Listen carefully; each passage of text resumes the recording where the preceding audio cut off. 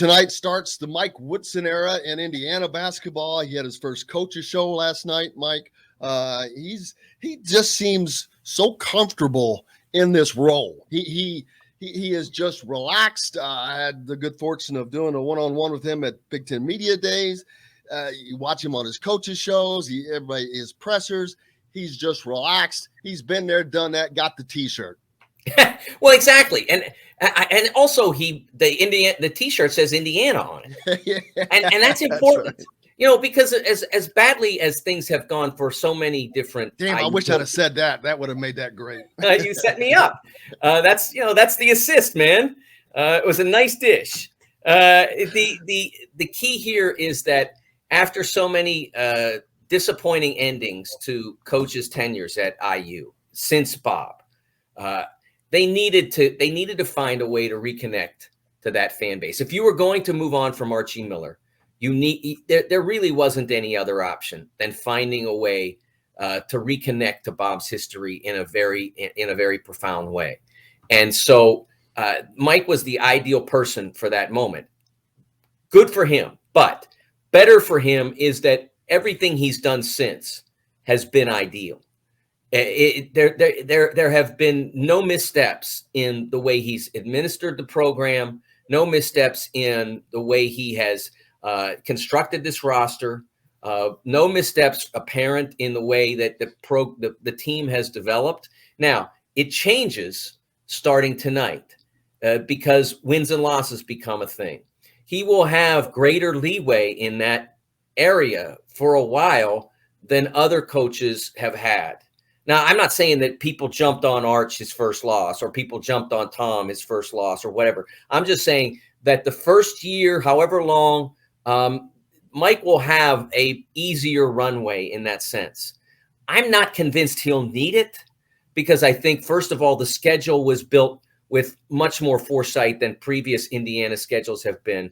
I never understood the need to put your head in a blender in November and December when there are certain responsibilities or commitments that IU has anyway. Big Ten ACC Challenge, the Crossroads Classic for the whole of Arch's career, things like that you're going to get good games no matter what. If you're in the Gavitt games, that's another one. And so you're going to get those. So why does every game have to be hard? And that hurt them. It destroyed them last year. I mean, it absolutely destroyed the possibility of that team having an effective season. And I know some of it was that the easier games went away and the harder games didn't, but there were way too many hard games. Indiana, this schedule is much more intelligent.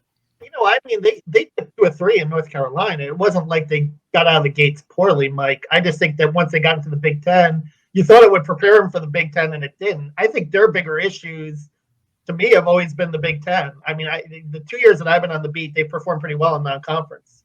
But you get worn down, Kev. And they get scouted. I think that's been the bigger issue. You get worn down too. At the college level, I covered in 1991-92. I covered a Pitt team that had Sean Miller at point guard, Darren Morningstar at center, Orlando Antigua now at Kentucky as an assistant, as a freshman wing. They weren't great, but they were good enough to make the tournament.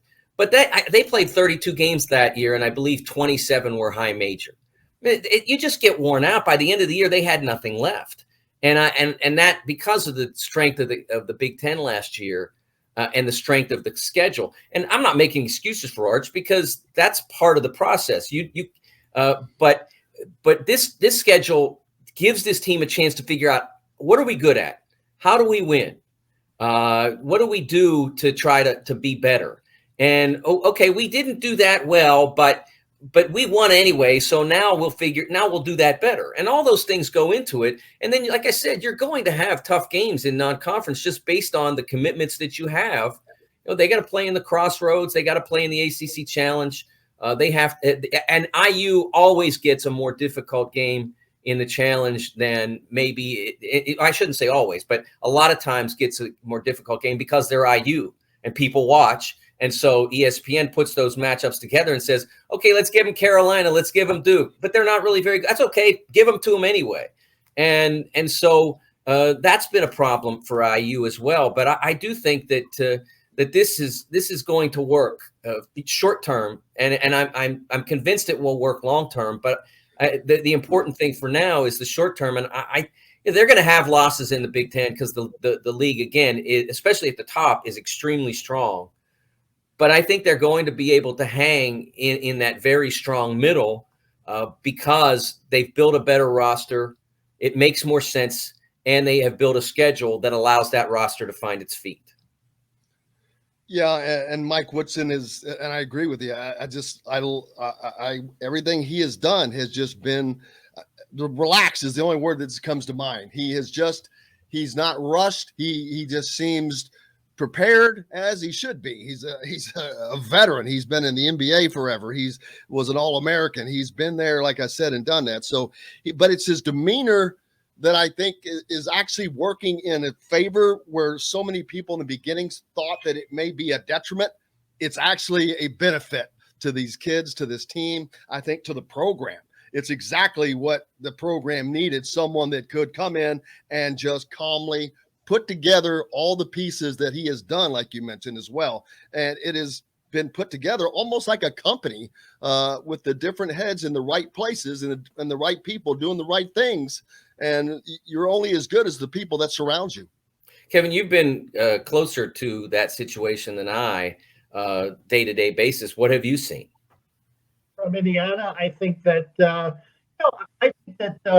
there is that honeymoon period and that sense of calm in terms of how things are being done. But I think the thing with Mike too is he's not a pushover either, though. And from people, I did a story this week talking to a lot of his former teammates and basically looking back at him as a player and how his personality as a player is kind of rubbed off as a coach. And they talked about him, for example, having a short-term memory, missing a shot, forgetting about it, and the fact that he'll go over things, but he won't dwell on things, and he won't have his players dwell on things. And I think that's going to show us, and that creates, that could create during the course of the season a sense of calm, where players are going to be more confident, where they're going to get some rope, they're going to be allowed to miss a shot or two, and he's going to give them the confidence to keep shooting from outside. So those are things that are going to be interesting to see. In theory, we're being told that that's how he's going to coach, but we'll see what happens when the